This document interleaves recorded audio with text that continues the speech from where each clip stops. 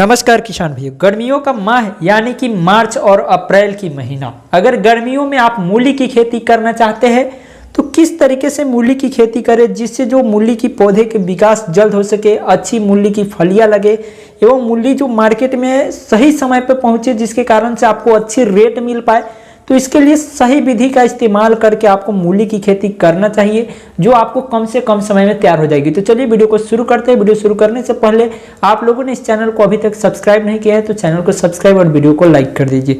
चलिए किसान भाइयों, हम जान लेते हैं सबसे पहले मूली की खेती अगर आप कर रहे हैं तो किसी भी खेती को अगर आप मिट्टी में उगा रहे हैं तो उसके लिए सही मिट्टी का चुनाव करना बेहद जरूरी है।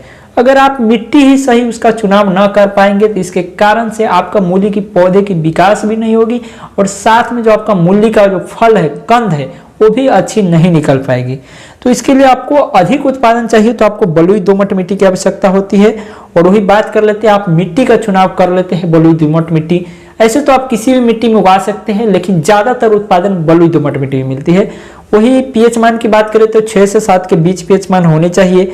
और ठंडी की फसल जो इसकी होती है इसमें जो गिरने वाला पाला इसके हानिकारक होता है, लेकिन गर्मी के मौसम में कर रहे हैं तो इसमें किसी प्रकार की हानि नहीं होगी।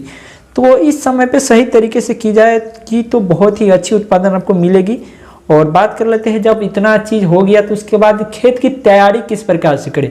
अगर आप मिट्टी सही चुनाव कर लेते हैं, खेत की तैयारी सही नहीं कर पाते हैं एवं खेत की तैयारी करते समय सही खाद एवं उर्वरक की सही मात्रा में इस्तेमाल नहीं करते हैं, इसके कारण से आपकी मूली में कई प्रकार की समस्या आने लगती है।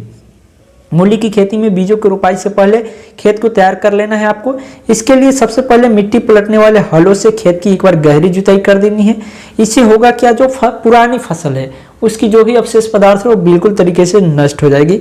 उसके बाद आपको क्या करना है, 15 गाड़ी पुरानी सड़ी हुई गोबर की खाद प्रति हेक्टेयर के हिसाब से आपको डाल देना है।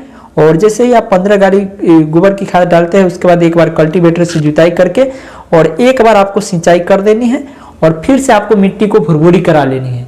जैसे ही आपका मिट्टी भुरभुरी हो जाएगा, आपका मूली की खेती के लिए जो खेत है बिल्कुल तरीके से तैयार हो जाएगा। उसको आपको पाटा लगाकर समतल बना लेना है। उसके बाद जैसे ही आपका खेत तैयार हो जाती है उसके बाद हम बात कर लेते हैं मूली की बीजों का रोपाई का सही समय और तरीका।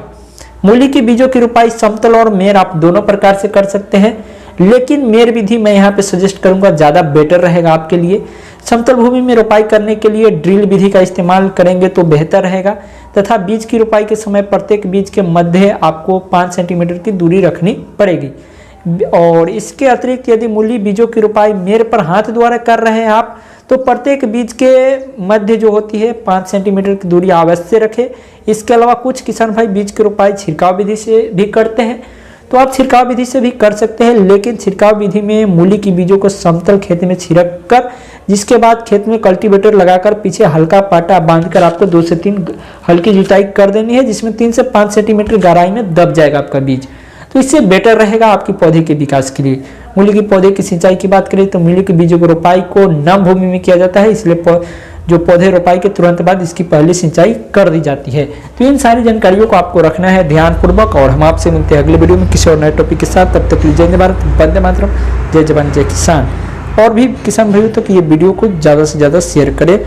और बात रही मूली की खेती में अच्छी उत्पादन लेने के लिए कुछ तरीका, तो इसके लिए सबसे पहले जो तरीका है आपको समय समय पर सिंचाई करनी है और इसमें रोग को अच्छी तरीके से नियंत्रण करनी है। रोग अगर नियंत्रण नहीं करते हैं तो सही उत्पादन आपको नहीं मिल पाएगा।